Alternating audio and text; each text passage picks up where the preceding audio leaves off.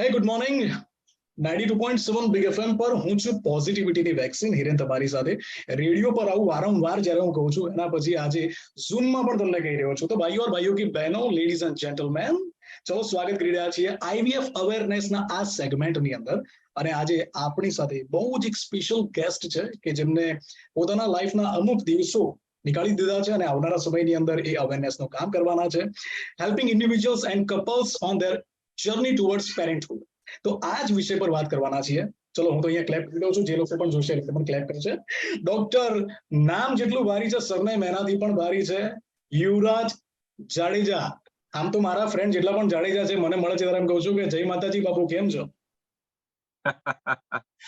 Hello, good afternoon.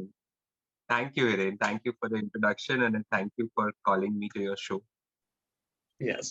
So we are talking about fertility speciality શું છે એની અંદર એક્સપર્ટની સલાહ શું છે અને વિટ્રો ફર્ટિલાઇઝેશનની આપણે વાત કરી રહ્યા છીએ તો વડોદરાથી આપણી સાથે ડોક્ટર યુવરાજસિંહ જાડેજા જોડાઈ ગયા છે નિમાયા વિમેન્સ હોસ્પિટલ અને આ જ વિષય પર વાત કરીએ તો સર બહુ બધા ક્વેશ્ચન છે are you ready for that Shoot. Okay. So my first question to you, what is infertility and અત્યારના સમયની અંદર જો વાત કરવામાં આવે કપલ્સની અંદર તો કેટલું કોમન જોવા મળી રહ્યું છે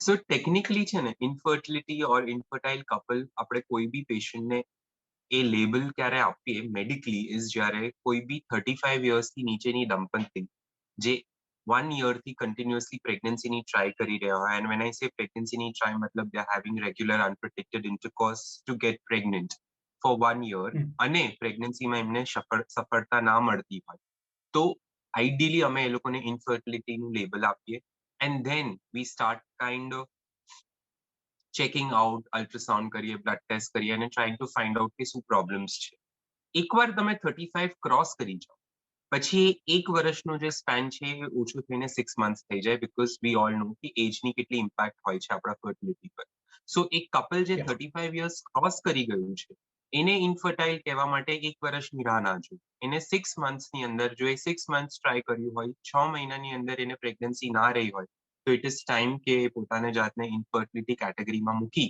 અને ડોક્ટર્સ પાસે સલાહ સૂચન અને ચેકઅપ માટે જાય રહી વાત how common is it infertility has become basically very common and is rising day by day.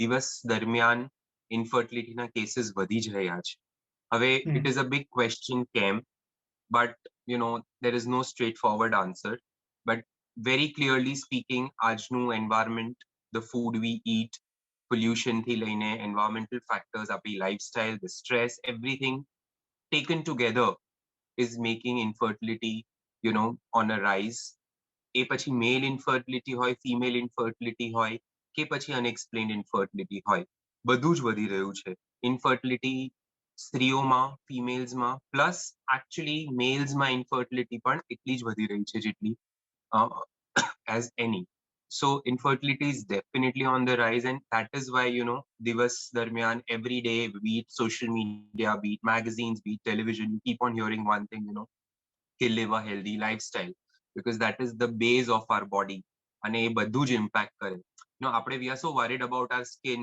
our hair you know આપણી વેસ્ટ લાઇન બરાબર છે કે નહીં આપણા મસલ્સ બોડી સારી દેખાય છે કે નહીં but then we tend to forget કે there are very important internal organs જેમાંના એક ઓર્ગન્સ છે રિપ્રોડક્ટિવ ઓર્ગન્સ અને એ રિપ્રોડક્ટિવ ઓર્ગન્સ ને પણ હેલ્ધી રાખવા બહુ જરૂરી છે ઓકે બહુ લક્ષણોની બહુ ડિટેલમાં તમે વાત કરી બટ સેકન્ડ ક્વેશ્ચન જે હતો એનો આન્સર મને ફર્સ્ટમાં જ મળી ગયો છે તો પણ એડ કરીશ કે કોમન કોઝિસની વાત કરવામાં આવે જે પ્રાઇમરી છે ઇન્ફર્ટિલિટીના બોથ મેન એન્ડ વિમેન્સના એન્ડ ઓલ્સો ટોકિંગ અબાઉટ ટ્રીટમેન્ટ્સના ઓપ્શન્સ કેટલા છે અને કયા કયા અવેલેબલ છે સો યુ નો ઇન્ફર્ટિલિટીને ઇઝી રીતે સમજવા અને એના કારણોને સમજવા આપણે એને ત્રણ ભાગમાં ડિવાઈડ કરીએ એક હોય ફિમેલ ઇન્ફર્ટિલિટી કે સ્ત્રીના કારણો એક હોય મેલ ઇન્ફર્ટિલિટી જેને કહે પુરુષોના કારણો અને એક હોય અનએક્સપ્લેન્ડ ઇન્ફર્ટિલિટી જે કાં તો બંનેમાં આવી જાય કાં તો કોઈ કારણ મળી નથી રહ્યા એ કપલ્સની હોય વાત ત્રણે ત્રણનું ડિવિઝન ઇક્વલ છે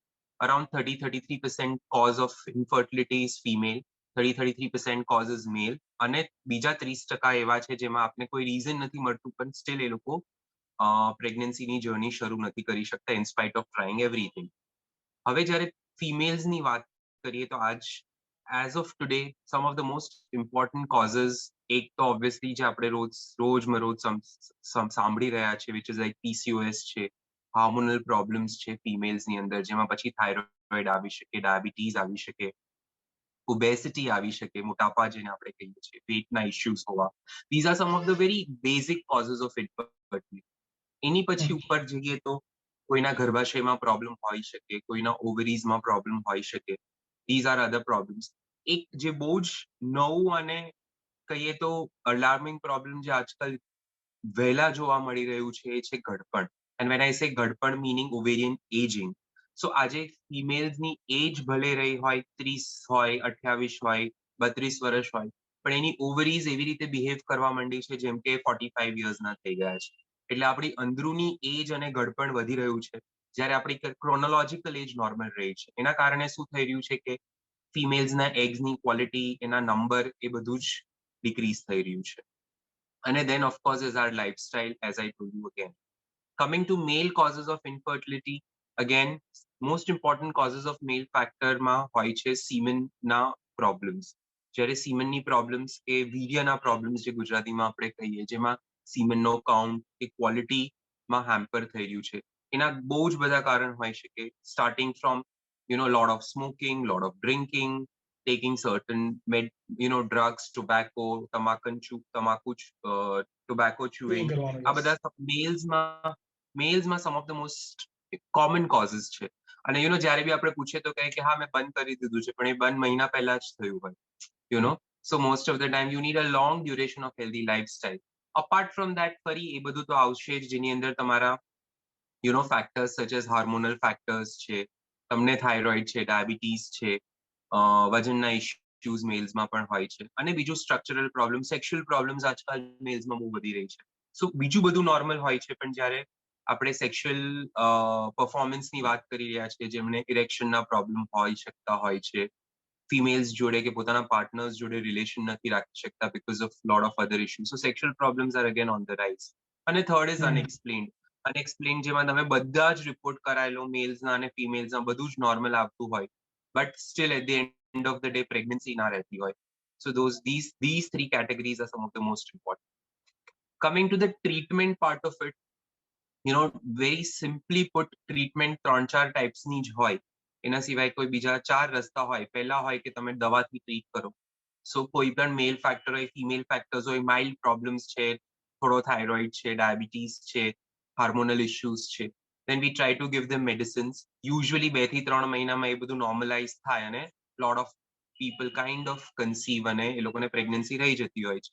જે લોકોને દવાથી નથી થતું એ લોકો પછી એડવાન્સ ફોર્મ ઓફ ટ્રીટમેન્ટ્સમાં આવે, અને એ એડવાન્સ ફોર્મ ઓફ ટ્રીટમેન્ટમાં પછી કાં તો આપ IUI, IVF છે, અલગ અલગ પ્રકારના IVF છે, IVF કન્વેન્શનલ IVF, પિક્સી કરો, કે એ બધા ટ્રીટમેન્ટની અંદર જેમ જરૂર પડે, જેમ કેસ દરમિયાન રિપોર્ટ્સ તમારા આવે ને જે રસ્તો બેસ્ટ તમારા માટે રહે એ તમને ડોક્ટર સજેસ્ટ કરે. ઓકે. બાકી બી ઇન્ડિયન્સ એટલે આસ્થા પર પણ ઘણા લોકો બિલીવ કરતા હોય છે. 5મો ઓપ્શન્સમાં ક્યાંક મને એવું લાગ્યું. ઓકે.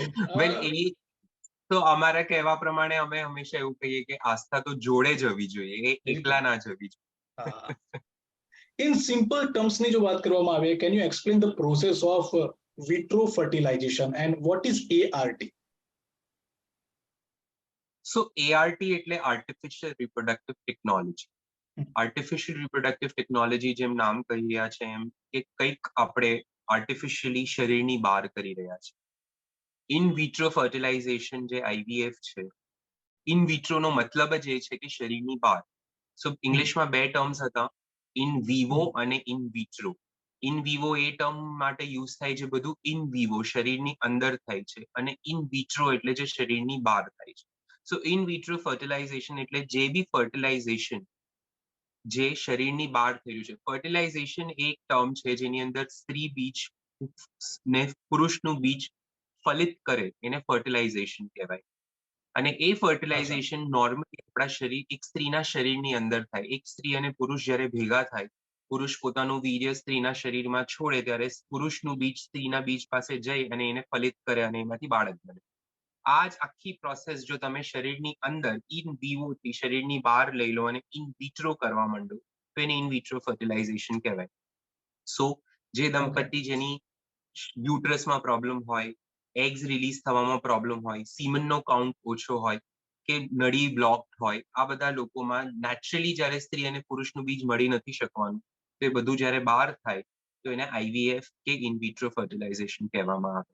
એઆરટી એક અમ્બ્રેલા ટર્મ છે જેની અંદર આઈવીએફ થી લઈને આઈવીએફ થી એડવાન્સ અને આઈવીએફ થી પહેલા બી જે માઇનર પ્રોસિજર્સ થી લઈને મેજર પ્રોસિજર્સ બધું જ એક જોડે મૂકી દઈએ અને એક કોમન ટર્મ આપીએ તો એને એઆરટી કહેવાય. ઓકે અત્યારે મેક્સિમમ લોકોને ખબર છે કે આઈવીએફ આપણે એના બોર્ડ્સ જોતા હોઈએ છીએ, સોશિયલ પ્લેટફોર્મ પર જોતા હોઈએ છીએ, ઇવન આપણે એ જ ટોપિક પર વાત કરી રહ્યા છીએ. બટ ઇન ઇન્ડિયા જો વાત કરવામાં આવે તો આના સક્સેસ રેટ કેટલા છે આઈવીએફ? સો આઈવીએફ ના સક્સેસ રેટ્સ આઈડિયલી એકદમ બ્લેન્કેટલી એક એવરેજ સક્સેસ રેટની વાત કરીએ ને તો અરાઉન્ડ 45 to 50-55% મૂકી શકાય. જે કેસ દરમિયાન કદાચ ઓછું પણ થઈ શકે અને અમુક કેસીસમાં વધારે પણ થઈ શકે. સો ફોર એક્ઝામ્પલ એક યંગ કપલ છે જે 25 થી 30 વર્ષની ઉંમરની અંદર છે, એ બ્રેકેટમાં છે.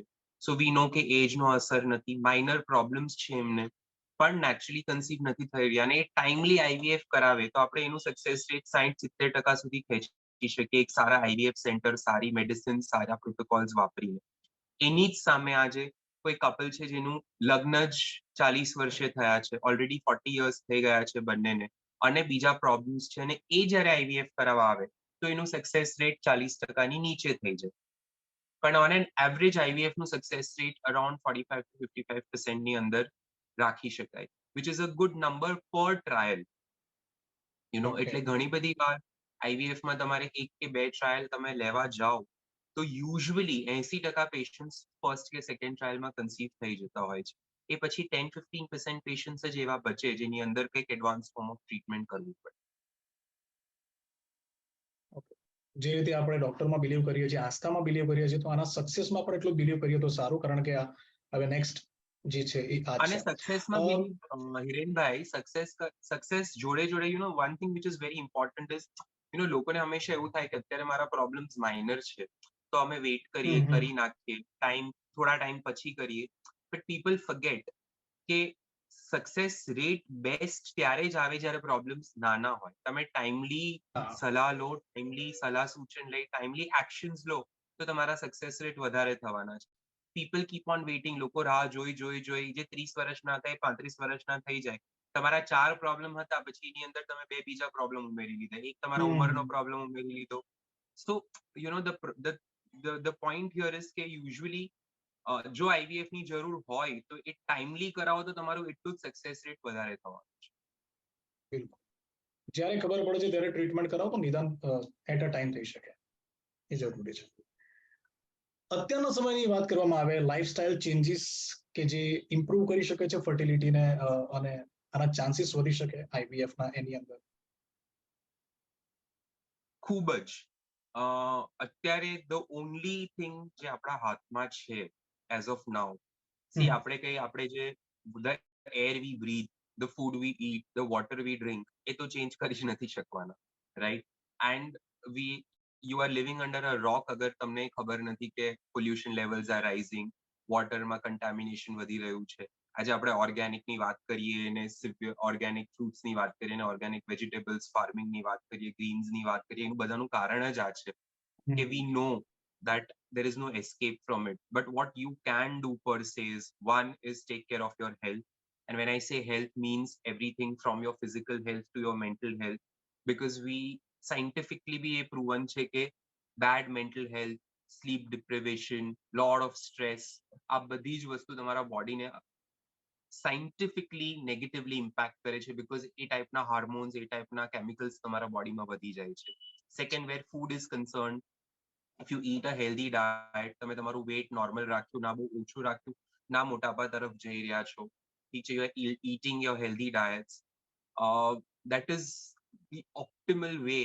આજે સમટાઈમ્સ આપણે સૌ જ નોટિસ કરીએ છીએ ડીટોક્સ, આ ડાયટ એ ડાયટ કરીએ, and then we start feeling good. There is a reason, because you are eating right, you are sleeping well, સો એ બધું જ તમને ફ્રોમ યોર એઝ આગળ બી આપણે વાત કરી એ બધું રિફ્લેક્ટ થાય. આજે તમારી ઓવરીઝ અને ટેસ્ટિસમાં ચેન્જીસ રિફ્લેક્ટ નથી થવાના, પણ તમને તરત જ તમે શુગર બંધ કરી દો, તમે ઓઇલ ઓછું કરી દો છો, તમે કાર્બ્સ ઓછા કરી દો છો, તમે એન્ટીઓક્સિડન્ટ ડાયટ વધારી દો છો, તો તમને એવું લાગે છે કે તમારી સ્કિન ગ્લો કરવા માંડી, તમારા હેરફોલ ઓછું થવા માંડ્યું, તમારું વેટ નોર્મલાઇઝ થવા માંડ્યું. આ બધું જ indirectly also is going to improve your sperm health, your uterine health, your menstrual health, your ovarian health. So there is no escaping from a healthy lifestyle, which includes proper eating, exercising, having proper sleep, keeping yourself as much as possible stress free, or trying to manage your stress in such a way that it impacts your body to the minimum. Next question. Are there any financial consideration or assistance options available for individual undergoing IVF treatment? One thing is clear, કે IVF treatments ને ટ્રીટમેન્ટની financial સ્પેન્ડિંગની કેપેબિલિટીની ટ્રીટમેન્ટની વાત કરીએ તો definitely IVF comes under an advanced form of treatment, અને the cost factor is a little higher than taking a simple tablet કે કોઈ સાદી દવાઓ લેતા હોય ત્યારે. On an average, to put a very average figure, IVF સારું IVF કરાવો એ તમને 1.5 થી 2 લાખનું પડે જ. ફાઇનાન્શિયલ એડ્સ કે હેલ્પની અગર વાત કરીએ તો most of the IVF centers હવે તમને they give you EMI options. પહેલા ઘણા બધા banks, national banks, private banks used to not have options for IVF treatment per se, જેમાં એ લોકો મદદ કરતા હતા, but nowadays any bank in the world gives you an option of EMIs, loans, everything in terms of IVF treatments. So yes, it is a little bit the treatment factor and the cost factor is a little bit on the higher side, but as I said, very important thing આમાં એ હોય કે people tend to forget કે જ્યારે તમે IVF treatments delay કરતા રહો, તો એ delay treatmentમાં you still keep on taking some form of basic treatments. તો 8-6 usually couples જ્યારે actually IVF કરે ને calculate કરે ને, તો એ લોકોને realize થાય કે આ 6 મહિના જે મેં ભેગા કરીને જે થોડી નાની ટ્રીટમેન્ટ્સ કરી જેનું સક્સેસ મને નથી મળ્યું, at the end of the day એ 6 monthsનું એડિશન IVF જેટલું જ થઈ જતું હોય છે. So rather than that I always advise a couple કે તમે 1-2 મહિના બ્રેક લઈ લો, એનો વાંધો નથી. Try to stabilize yourself, try to kind of adjust your funds in such a way, rather than going for treatments જે તમને રિઝલ્ટ નથી આપવાનું. Wait for a month or two and stabilize yourself, તમારા finances ને sort out કરી અને પછી જ્યારે જરૂરી હોય ત્યારે કરાવો, તો પછી સીધું IVF કરાવો. બરાબર. ઓકે. નેક્સ્ટ સર એ કે what are some alternative fertility ની ટ્રીટમેન્ટ ની વાત કરવામાં આવે કે એની પ્રોસિજર apart from IVF શું છે? So પહેલી, most of the times patients ને આ એક મિસકન્સેપ્શન હોય છે કે જ્યારે બી કોઈ ઇન્ફર્ટિલિટી સ્પેશિયલિસ્ટ કે IVF ડોક્ટર પાસે જાય તો એ IVF જ કરવું પડશે. IVF is there is always a step-wise protocol. The first, અગર તમારા રિપોર્ટ્સ અલાવ કરી રહ્યા છે, તમારો કેસ અલાવ કરી રહ્યું છે, તો ફર્સ્ટ સ્ટેપ તો હંમેશા મેડિસિન્સ જ હોય, જેને અમે લોકો ઓવ્યુલેશન ઇન્ડક્શન કહીએ કે બીજ બનવાની મેડિસિન્સ કહીએ. સો ફોર એક્ઝામ્પલ જ્યારે બી 80% ઓફ કપલ્સ જે PCOS જોડે અમારી પાસે આવે, તો એનું ફર્સ્ટ ટ્રીટમેન્ટ ક્યારે બી IVF નથી હોતી. એની ફર્સ્ટ ટ્રીટમેન્ટ એના હાર્મોન બેલેન્સ કરવા, એનું ઓવ્યુલેશન નોર્મલ કરવું જ હોય છે. અને એઝ આઈ ટોલ્ડ યુ, એમાંથી 50 to 60% પેશન્ટ્સ ખાલી એના ઉપર જ પ્રેગ્નન્ટ થઈ જતા હોય. Then if those don't work, તો પછી અમે તમારી ટ્યુબ ચેક કરીએ, તમારા યુટ્રસ ચેક કરવામાં આવે કે એની અંદર કોઈ મસા છે, કોઈ ચાંદી છે, કોઈ જાતનું બ્લોકેજ નથી. Once that is cleared and still you are not getting pregnant, તો IVF ની આગળનો સ્ટેપ હોય IUI, intrauterine insemination. IUI માં 3 to 4 months ટ્રાય કરવામાં આવે, and if that is not successful, તો IVF કરવામાં આવે. અને even if IVF is not successful, તો IVF ની ઉપરની ટ્રીટમેન્ટ્સ પણ હોય છે. તો ઘણી બધી વાર IVF સેન્ટરમાં એવા પણ કપલ્સ આવતા હોય અમારી પાસે જેની પાસે 3-3, 4-4 વાર IVF નેગેટિવ આવ્યા હોય. એ લોકોનું આગળ શું? સો એ લોકોની પછી IVF ની નીચે જેટલી ટ્રીટમેન્ટ છે એટલી બેઝિક IVF ની ઉપર એડવાન્સ IVF ની પણ એટલી જ ટ્રીટમેન્ટ છે. ઓકે. નેક્સ્ટ એક ક્વેશ્ચન છે, બટ આમાં મને સમજાયું નહીં. એન્વાયરમેન્ટલ ફેક્ટર્સ એન્ડ ઇનફર્ટિલિટીની જો વાત કરવામાં આવે તો આનું કોઈ કનેક્શન ખરું કે કોઈ ક્વેશ્ચન છે? સી, એન્વાયરમેન્ટલ ફેક્ટર્સનું બધી જ વસ્તુ જોડે હેલ્થમાં છે. આજે તમે કેન્સરની વાત કરો, તમે ડાયાબિટીસની વાત કરો, તમે બ્લડ પ્રેશરની વાત કરી રહ્યા છો, તમે mental health ની વાત કરી રહ્યા છો, everything today has been associated with environments. I think few months back we all started reading these articles on social media જેમાં તમે we started reading કે બોડીની અંદર માઇક્રોપ્લાસ્ટિક્સ દેખાય છે, પ્લાસ્ટિકના અવશેષો બોડીમાંથી મળ્યા, એનિમલ્સમાંથી મળ્યા, XYZ reasons. Okay. So environmental factor, basically environment ને તમે ડિવાઈડ કરો તો શેમાં ડિવાઈડ કરો તમે? You would divide it into air, water and land, correct? So let's talk about air. When you talk about air, એ કોઈ સરપ્રાઈઝ નથી કે તમે અગર આ દુનિયામાં રહી રહ્યા છો તો we all know the amount of pollution levels that we face. So when you talk about pollution, you are inhaling you are inhaling all those factors in your body. એમાંથી there is no way out. When you talk about food, we all know કે we have all, આપણે બધાએ જે articles વાંચ્યા છે જેમાં we know કે આજકાલ દૂધની અંદર કેટલું ઓક્સિટોસિન કે કેટલને ઇન્જેક્શન્સ આપીને દૂધ બનાવવામાં આવે છે, ફાર્મ્સમાં ફર્ટિલાઇઝર્સ વધારે નાખીને તમારા વેજીટેબલ્સ બનાવવામાં આવે છે, ફ્રૂટ્સમાં એ જ હાલત છે. So that is the land factor. અને વેર વોટર ઇઝ કન્સર્ન, આજે તમે કોઈ પણ નેચરલ બોડી જો, you go to beaches, you go to rivers and lakes around your city, so partly of course the environment is responsible, partly we are also responsible, we are polluting them. So all these factors basically આનાથી શું થાય, અને હું IVF અને એક reproductive health ની વાત કરીએ તો આ બધા જ પ્લાસ્ટિક્સ છે, આ બધા જ કેમિકલ્સ છે. all these chemicals જેને અમે parabens કહીએ or environmental pollutants કહીએ, you are inhaling all that, જે અલ્ટિમેટલી તમારા બોડીનું હોર્મોનલ બેલેન્સ ઉપર નીચે કરે. અને એના કારણે ફિમેલ્સમાં આજે ઓવ્યુલેશનમાં પ્રોબ્લેમ્સ થઈ રહી છે, મેલ્સના સીમેન ક્વોલિટીમાં પ્રોબ્લેમ આવી રહી છે. The last question is from your side, any advice કે જે ઇન્ડિવિજ્યુઅલ કે પછી કપલ્સ છે કે જેમને જસ્ટ સ્ટાર્ટ કરી છે જર્ની પેરેન્ટહુડ તરફ, considering IVF treatment? So two three things are very important. First of all, the most important thing here is to, even before you start conceiving, there is something known as preconceptional counseling. અને આ કઈ નવો concept નથી, દુનિયામાં આ concept વર્ષોથી છે. એક કપલ જ્યારે પ્રેગ્નન્સીની ટ્રાય કરે ને, સૌથી પહેલા ટ્રાય કરતા પહેલા એમને એક ગાયનેક પાસે જઈ અને ચેકઅપ કરાવવો જોઈએ કે મારી બોડીમાં બધું નોર્મલ છે કે નહીં. બીકોઝ then you know કે હા બધું નોર્મલ છે તો 6 months 1 year સુધી કોઈને કંઈ બતાવવાની જરૂર નથી. You try yourself naturally and 80 to 90% of the time you get pregnant. In case there are problems, तो ये minor level पर पकड़ा गया तो ये तरह treat થઈ જાય and you get pregnant. Correct. So the first thing is do a preconceptional checkup before even you start doing your pregnancy. Once you start trying for your pregnancy, 1 year you are not able to succeed, go forward and take a fertility specialist opinion and they will guide you whether કોઈ problem છે, રાહ જોવા જેવી છે કે problem છે એનું solution. અને third very important thing, the moment you start trying, you need to realize કે તમે આપણે જે આટલી બધી વાત કરી, તમારે થોડું તમારી લાઈફસ્ટાઈલ ચેન્જ કરવી જ પડશે. If you are someone જે 4-5 વાગ્યા સુધીની ઊંઘ નથી થઈ રહી, diet restriction નથી થઈ રહ્યા, chances that you get pregnant naturally will become difficult. And last very important thing for females is, today we are seeing આપણે એક trend જોઈ રહ્યા છે wherein females are getting married at a later age. જે પહેલા 25 years થતા હતા એ હવે 30 ને જઈને 35 થઈ ગયા. Well, perfectly fine. Your career, everything is important. As far as possible, if you are married, consider yourself getting pregnant at earlier age. If not, always એક ઓપ્શન જે આવી રહ્યું છે જે oocyte freezing કે egg freezing નો option આપણે જે કહીએ, જેમાં યંગ ફિમેલ્સ પોતાના egg freeze કરાવી દે છે at 30-31 years, less than 30 years, so that tomorrow at 40 years also તમને એવું થાય કે હવે મને પ્રેગ્નન્સી જોઈએ છે કે now I want to get married later on or have pregnancy later on, you still have an option and you will easily get your baby in a good state and through lesser problems in your future. બિલકુલ. પણ એની અંદર મારા મમ્મીની સલાહ પાછી આવે કે બેટા તું એ વખતે 60-70 નો હશે, તારો છોકરો કોલેજ જતું હશે એટલે કરી શકે. જે મમ્મી પપ્પા વાળી હતી ટ્રીટમેન્ટ કે જે દાદા દાદી સમયે કહેતા હતા કે ભાઈ લોહા ગરમ હો તો માર દો હથોડા, એ જ વખતે લગ્ન કરાય અને એક પ્રોપર ઉંમરે બાળક આવી જાય તો ખૂબ સારું છે.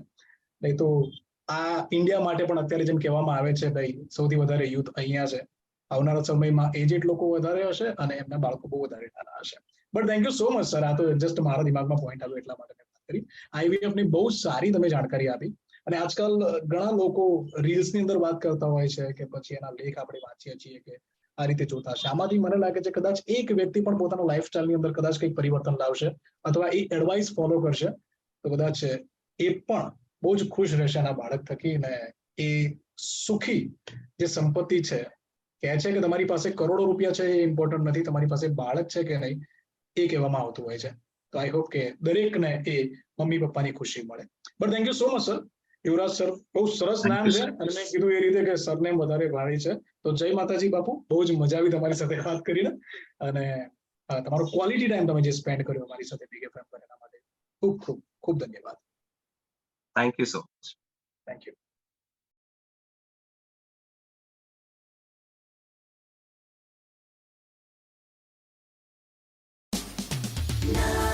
Two.